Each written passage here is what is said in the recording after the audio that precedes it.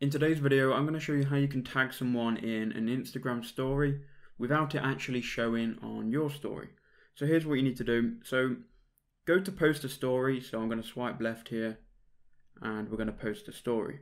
Now what you need to do is obviously take a picture of something you want to post. Then what we can do is click on the sticker icon. We can go to @mention and say for example you want to mention a company or a person.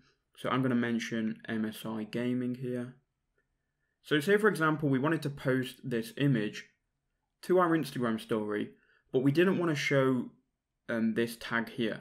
So maybe you have a lot of tags, or maybe you just don't want to show the tag in your story. Now what you can do is you can either cover it up with an emoji, or what you can do is like slide it to the left or the right of the screen.